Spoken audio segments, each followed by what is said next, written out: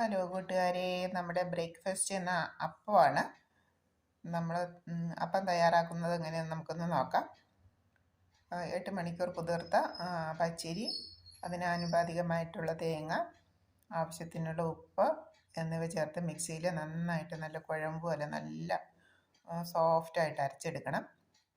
അരച്ചെടുത്ത മാവ് നമ്മൾ വൈകിട്ട് നന്നായി കലക്കി വെക്കുന്നു.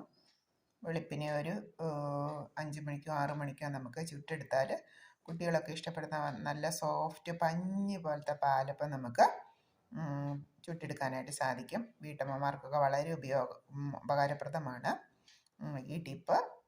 എല്ലാവരും അപ്പം ഉണ്ടാക്കുന്നതാണ് അറിയാം, എന്നാലും ഇങ്ങനെ ഒന്നുകൂടി ഒന്ന് പരീക്ഷിച്ച് നോക്കൂ. 8 മണിക്കൂർ കുതിർത്ത പച്ചരി, അതിന് ആനുപാതികമായിട്ടുള്ള തേങ്ങ, ആവശ്യത്തിനുള്ള ഉപ്പ്, വെള്ളം ഒഴിച്ച് മിക്സിയിൽ നല്ല കുഴമ്പ് രൂപത്തിൽ അരച്ചെടുക്കും. നല്ല സോഫ്റ്റായിട്ട് നന്നായിട്ട് അരയണം. നന്നായിട്ട് അരച്ച് നമ്മൾ വൈകിട്ട് കലക്കി വയ്ക്കുന്നു. വെളുപ്പിനെ നമ്മൾ 5 മണിക്കോ 6 മണിക്കോ ചുട്ടെടുക്കുമ്പം വളരെ സോഫ്റ്റായിട്ടുള്ള അപ്പം കിട്ടും. അത് കുടുംബാംഗങ്ങൾക്കെല്ലാം ഇഷ്ടപ്പെടും. Bye bye. മറ്റൊരു വീഡിയോ ആയിട്ട് അടുത്ത ദിവസം കാണാം. Bye bye.